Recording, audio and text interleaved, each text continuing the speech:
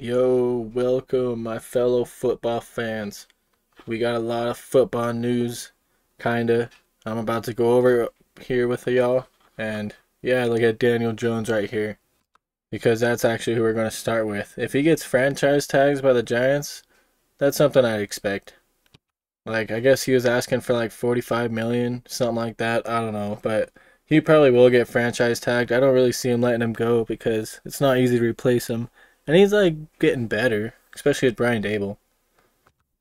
Saquon, though, he's probably gone. That sucks. But good for Saquon. He'll probably go to a good old team, maybe. Like a Super Bowl contending one. And then you got Travis Kelce doing his thing. But, yeah. Oh, I guess also the Combine's actually going on as well. So, alright. So CJ Stroud is doing pretty good, I guess. I haven't been watching it. I've been busy. But, yeah. Combine's going on.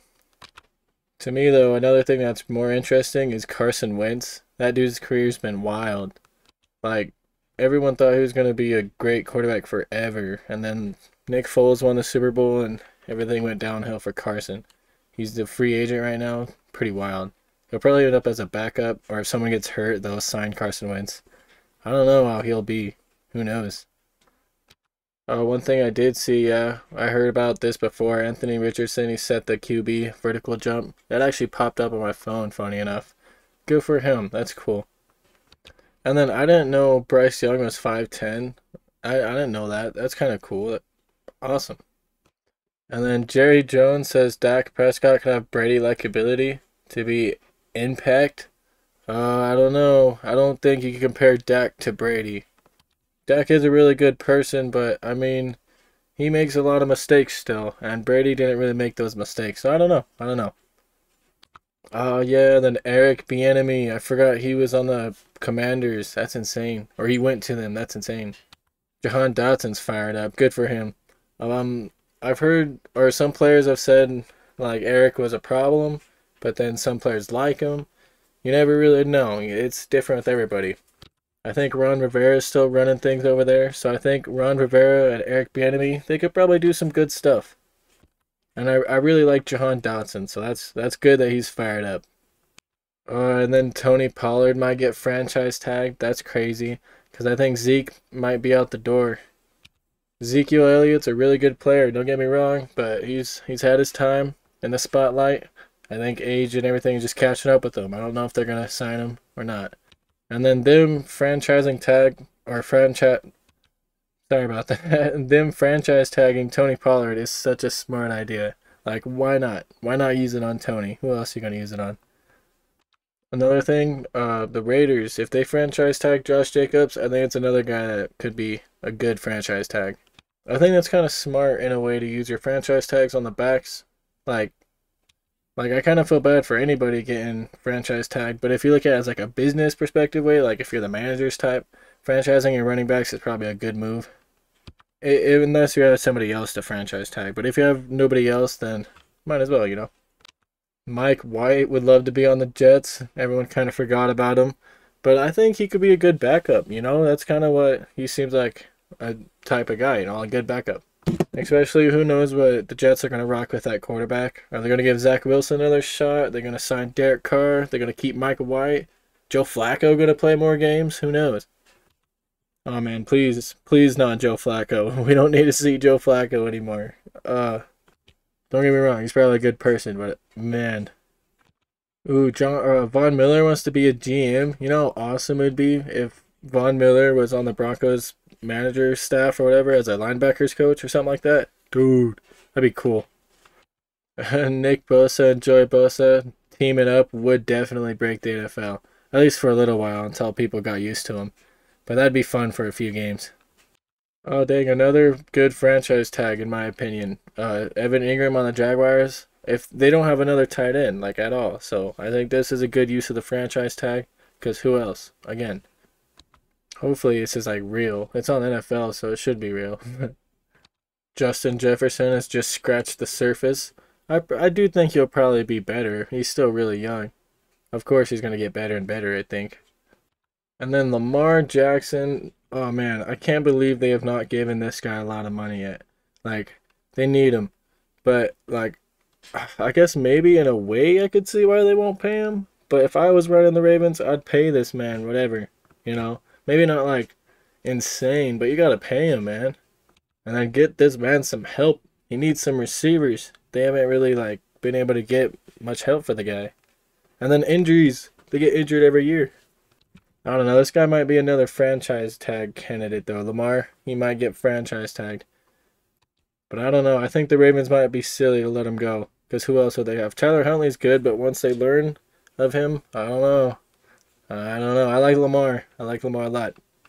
Oh, and then Sam Howell will have the opportunity to win the Commander's job. That makes sense. Give it to Sam. I don't know if they're going to rock with Taylor or Sam, but what if like nobody wants Derek? Bring in Derek to compete, bro. If Sam could beat Derek, boom. That's boom. No, I think that'd be good. Or like even if Sam could beat Taylor, like Sam and Taylor's a good battle, but if nobody wants Derek or if you could get Derek, bring him in. You know, the 40-yard dash isn't all that great to me because some of the like most bust people have ran the fastest 40-yard dash, like John Ross, Dree Archer. There's some really fast guys and you don't even really know who they are. So I don't really pay attention much to the combine at all, but 40-yard dash especially, it doesn't really teach me too much. I mean, sometimes it's cool, like with quarterbacks maybe. I don't know. It could be okay, but I don't know. Oh, and then Aaron Rodgers, who knows if he'll be back with the Packers. I think he will be. I think he's definitely going back to the Packers. He's just dramatic.